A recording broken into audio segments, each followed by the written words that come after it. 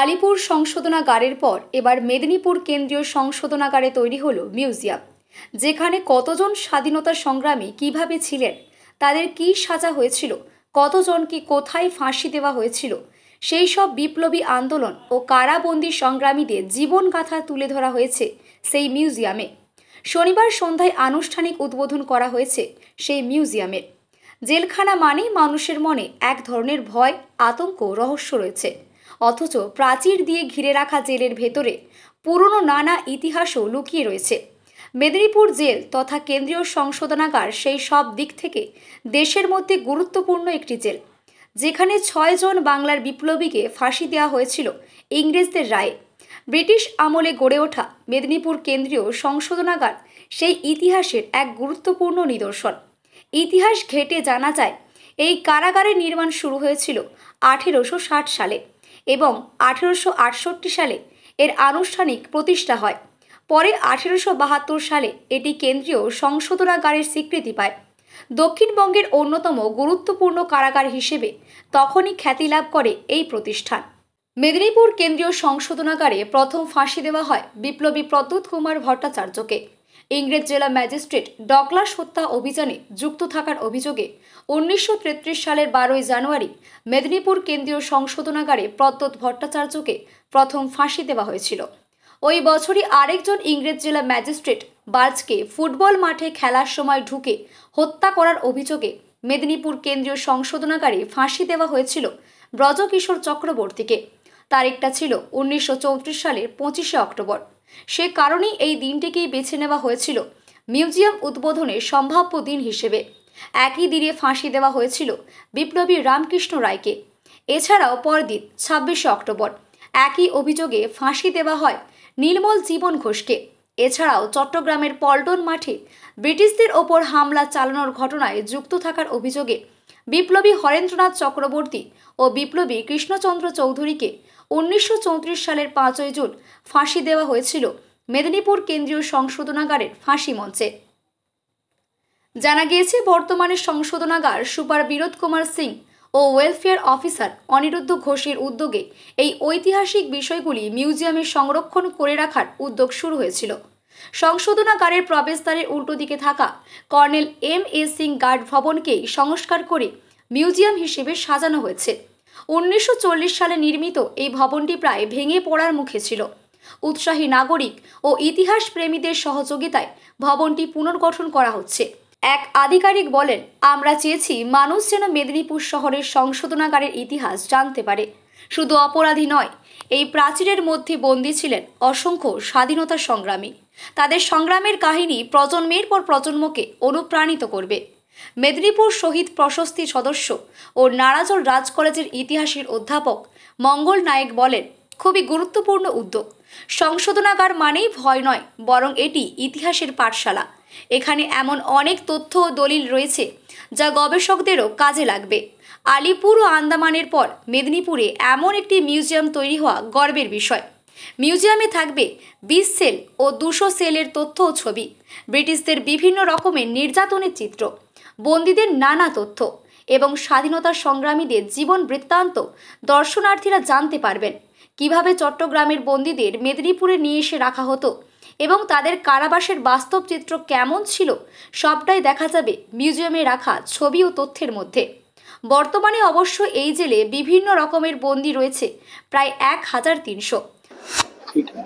আমরা এখানে যারা কাজ করছি তাদের একটা মনের মধ্যে এটা ছিল কি যতগুলো এখানকার ভিতরের ইতিহাস আছে, আর্কিভস মধ্যে যা যা ডকুমেন্ট আছে তাদের প্রতিলিপি নিয়ে বাইরে করে দেওয়া হয়, যাতে কি রিসার্চ স্কলারদের একটু সুবিধা হয়ে যায়। বারবার ওনাদেরকে পারমিশন না নিতে হয়।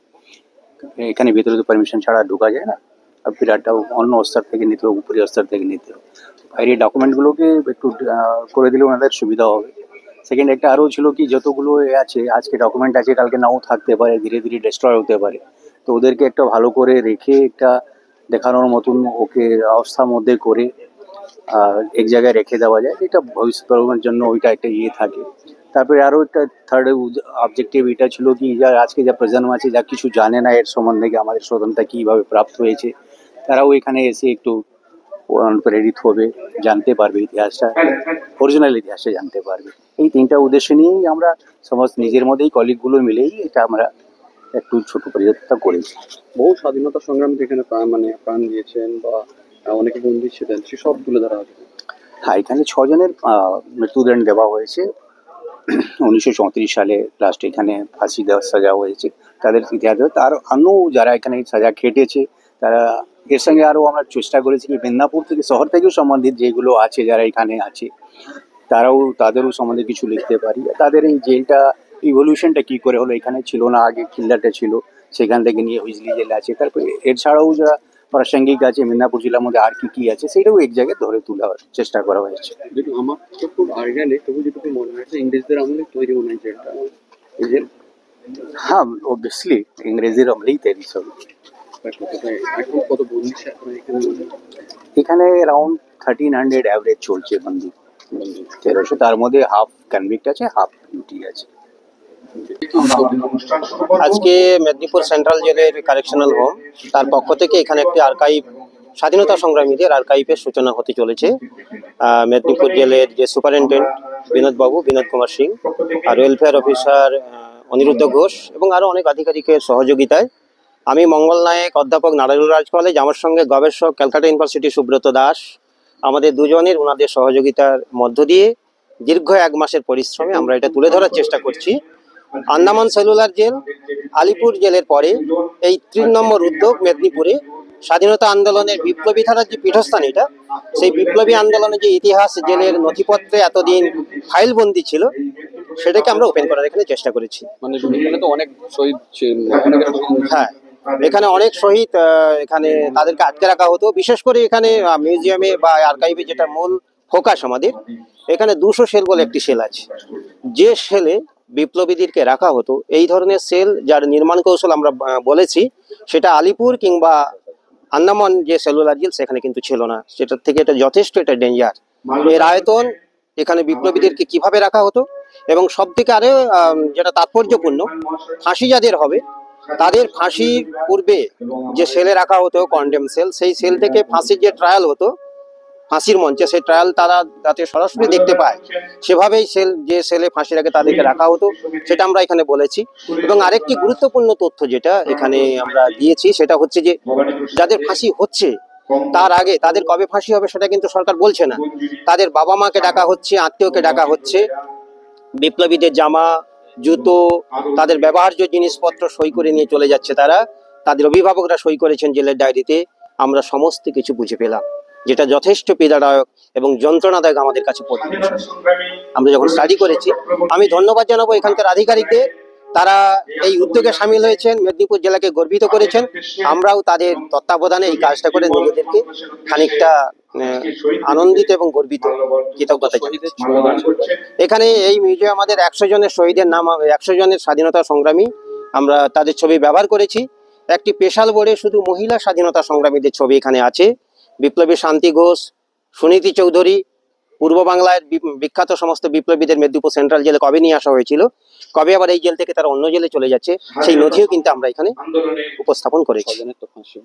6 জনের এখানে ফাঁসি হয়েছিল, যেটা আমরা জানতাম না। হরেন্দ্রলাল চক্রবর্তী এবং কৃষ্ণকুমার চৌধুরী চট্টগ্রামে 1934 সালে একটি ঘটনায় তারা বিপ্লবীদেরকে মারতে গিয়েছিলেন ঢাকা পল্টন ময়দানে। সেই দুজনকে এখানে নিয়ে এসে ফাঁসি দেওয়া হয়েছে, তাদের পরিবারকে জানানো হয়নি। ফলে তাদের যতটুকু তথ্য আমরা জেল নথিতে পেয়েছি সেটাকেই আমরা এখানে নিয়ে এসেছি। আমরা এই কাজে যারা সহযোগিতা করেছেন তাদের ধন্যবাদ জানাচ্ছি।